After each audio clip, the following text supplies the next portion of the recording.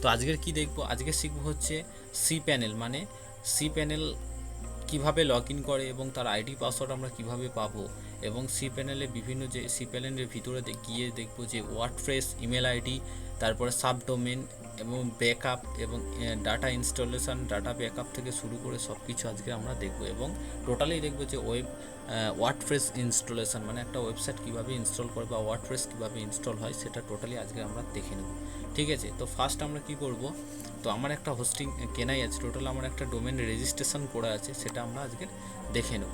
ওকে, তো আমার ডোমেনটা আমি টোটাল দেখে নিচ্ছি যে আমার রেজিস্ট্রেশন করা আছে। এখানে দেখতে পাচ্ছি যে আমি টোটালি যে আমার রেজিস্ট্রেশন ডোমেনটা, ঠিক আছে, যে ওয়েব যে ডোমেনটা আছে সেটা আমরা দেখে নিচ্ছি। ঠিক আছে, এখানে লগ ইন করার পর দেখতে পাবো যে আমার টোটালি এখানে কোনো রকম ওয়ার্ডপ্রেস বা কোনো রকমের ওয়েবসাইট ইনস্টল করাই নেই। সেটা কী করতে হবে, আমার পুরো নতুন সিস্টেমটা, পুরোটাই নতুন, আমাকে কী করতে হবে, তৈরি করতে হবে। তো আমরা প্রথমে বলেছিলাম যে বেসিক টু অ্যাডভান্স প্রত্যেকটাই আমরা A to Z হাতে নাতে ধরে শিখবো। ঠিক আছে, তো আমরা কী করব, প্রত্যেকটা ভিডিও ফলো করব এবং প্রত্যেকটা ভিডিও ইম্পর্টেন্ট, এবং এই চ্যানেলটা কি সাবস্ক্রাইব করবো এবং নিজেদের নলেজ গেইন করবো। ওকে, তো আজকে কী করছে, ওয়েব হোস্টিং কোম্পানি, ওখানে দেখবে joylesco.co.in নামে একটি আমি ওয়েবসাইট বা একটি ডোমেন রেজিস্ট্রেশন করেছি। এখানে দেখতে পাচ্ছি কিছুই নেই। এখানে কি করব, আমরা টোটালি এখানে cPanelটাকে লগ ইন করে নেব। cPanelটা লগ ইন করার পর কী দেখতো, আমরা আগের ভিডিওতে দেখিয়েছিলাম যে কীভাবে আমাদের টোটালি যে ডোমেন আছে রেজিস্ট্রেশন করতে হয়। রেজিস্ট্রেশন করার পর আমাদের একটা ওয়েব হোস্টিং কোম্পানি তারা কিন্তু cPanel এবং ইউজার আইডি দিয়ে দেয়। তো আমি কি করব, আমি এখানে লগ ইন করে নেব cPanel। ওকে, cPanel বলে সার্চ করে আমরা এন্টার করে দেব। এন্টার করার সঙ্গে সঙ্গে আমাদের কিন্তু cPanelের যে লগ ইন আছে সেটা কিন্তু আমাদের সার্চ হবে। এবং আমার যেহেতু নেটটা স্লো, এই কারণে একটু স্লো হচ্ছে। তো তোমরা ভিডিওর সঙ্গে জুড়ে থাকো, পরপর স্টেপ বাই স্টেপ প্রত্যেকটা দেখতে পাবে।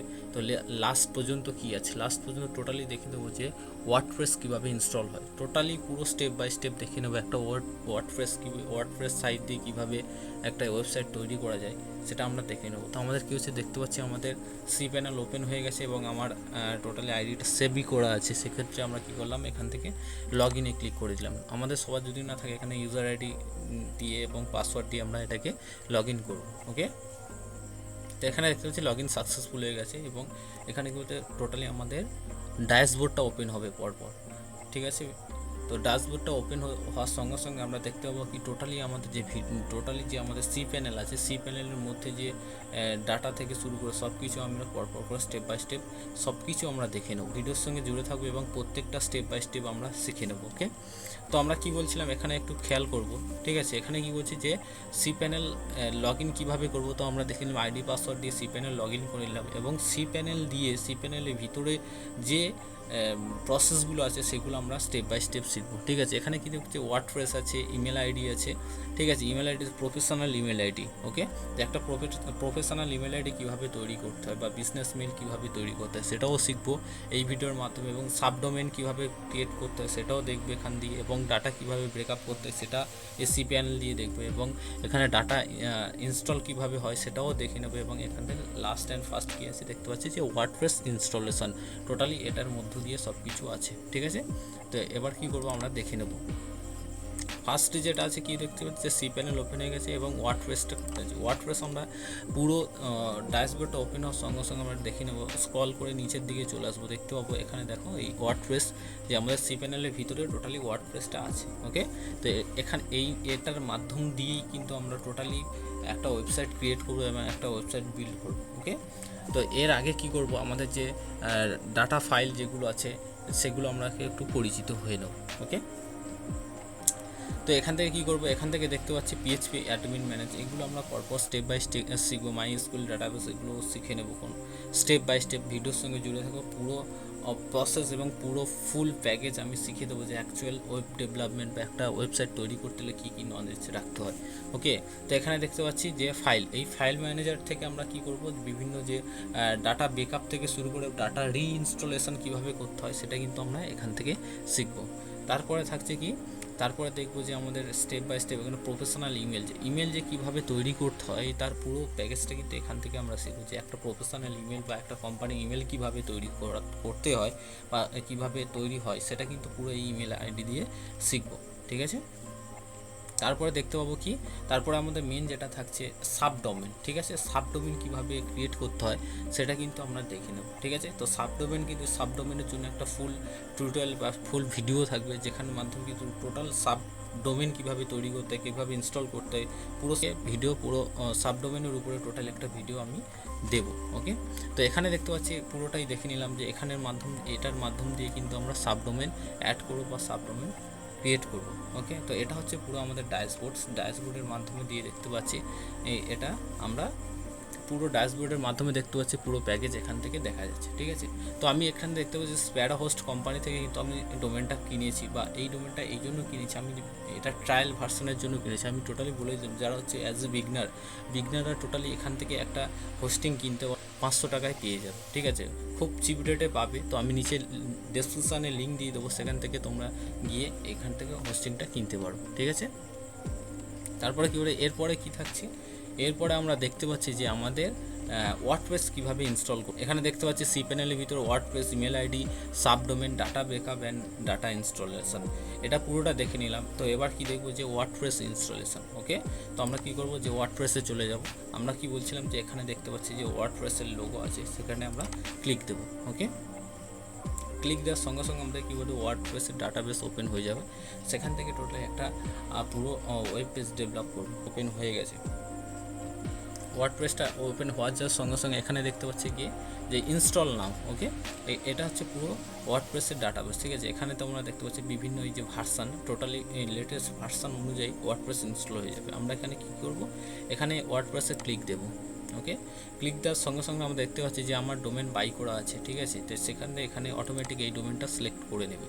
ওকে, তো আমি কী করবো, এখান থেকে আমরা দেখতে পাচ্ছি একটা আমার সাবডোমেনও ক্লিক করা আছে, সাবডোমেন ক্রিয়েট করা আছে।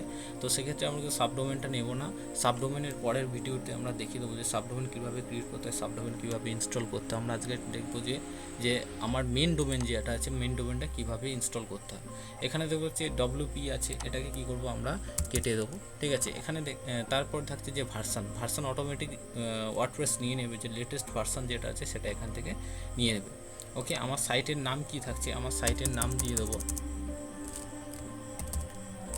আমার সাইটের নাম দেবে ওয়েব